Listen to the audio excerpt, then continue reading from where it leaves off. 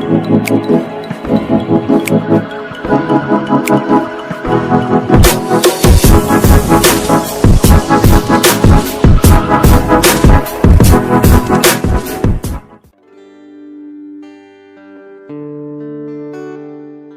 teman-teman, selamat datang di channel Sedikit Cerita ID.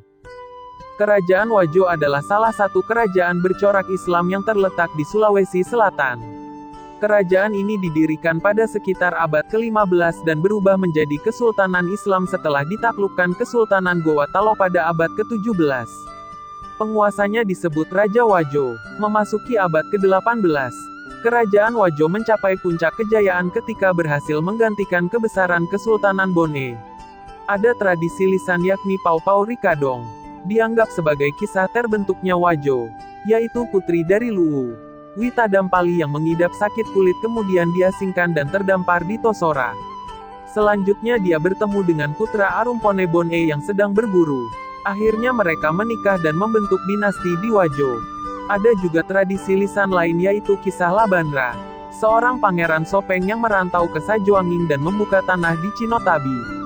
Tapi sebelum itu jangan lupa untuk tekan tombol subscribe di bawah dan aktifkan loncengnya agar kalian dapat info terbaru dari channel YouTube Sedikit Cerita ID. Oleh karena itu tanpa berlama-lama langsung saja kita ke videonya.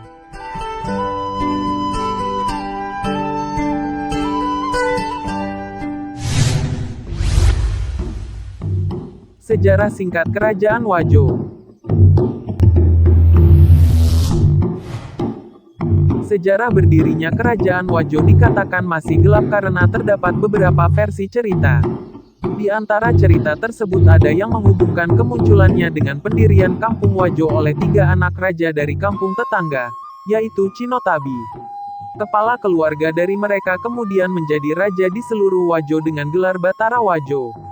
Akan tetapi, Batara Wajo yang ketiga dipaksa untuk turun tahta dan dibunuh karena kelakuan buruknya. Sejak saat itu, pengangkatan raja di Wajo tidak lagi turun-temurun, tetapi melalui pemilihan oleh Dewan Perwakilan menjadi Arung Matoa.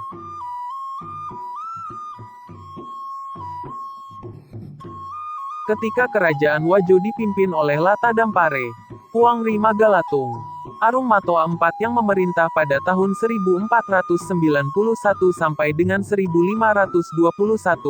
wilayah kekuasaannya terus meluas hingga menjadi salah satu negeri Bugis yang besar. Memasuki abad ke-16, posisi Wajo dapat dikatakan setara dengan Luwu, salah satu kekuatan utama di Sulawesi Selatan. Pasalnya, Wajo berhasil mendapatkan sebagian wilayah Sindenreng dan Cina. Namun, keadaan kembali berubah ketika Luwu ditaklukkan oleh Kerajaan Bone. Terlebih lagi, Bon juga bersekutu dengan Gowatalo atau Kerajaan Makassar untuk melawan Wajo.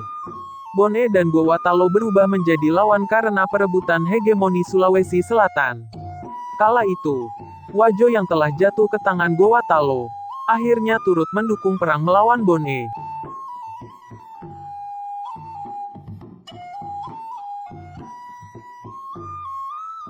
Kerajaan Gowatalo ternyata gemar berlaku keras terhadap negeri Bugis bawahannya.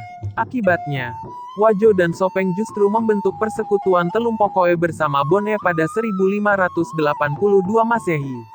Persekutuan ini bertujuan untuk meraih kembali kedaulatan tanah Bugis dan menghentikan laju Kerajaan Gowatalo. Upaya ketiga negeri Bugis ini pun berhasil mematahkan serangan Gowatalo ke Wajo. Begitu pula dengan serangan ke Bone.